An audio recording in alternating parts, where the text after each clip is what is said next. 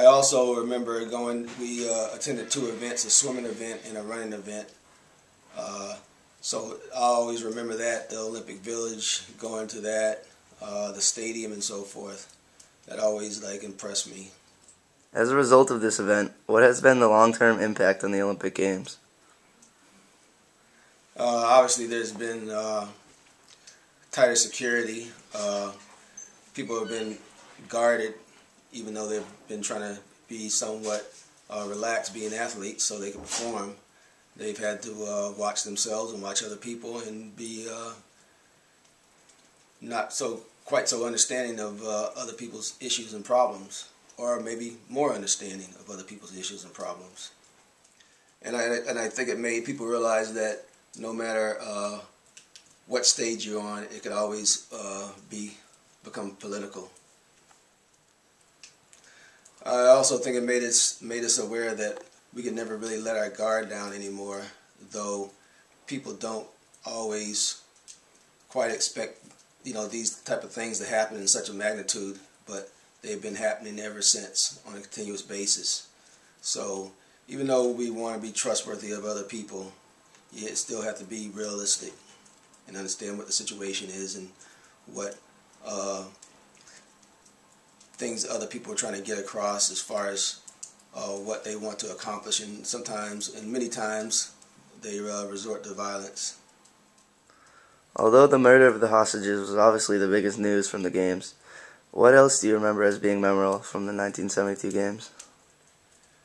Just the whole experience of going to the Olympic Village, seeing so many people of different races, different colors, and different backgrounds. And being an African American, it was quite an experience for myself. Living in Germany also, because at the time a lot of the older German people hadn't seen a lot of blacks or had been able to have physical contact with them. So whenever we went places, especially in the first year or so, they would always grab us and pull my hair, and and the women would bring me to their bosoms and squeeze me and things like that and rub my skin. So it was kind of freaky at first, but then my mother explained what was going on. So, but the one thing I also remember about that particular Olympics is the United States lost the basketball game, and so that was like a coming out for me too, because I had been pretty much sheltered at that point. So it started to open my eyes to a lot of the things that were going on in the world. And that's when I started also reading the newspaper, the Stars and Stripes, which was the American paper in Germany. We didn't have we had a TV, but my mom never really let us watch it, so that wasn't something that I could do all that often, and I didn't really care at the time anyway.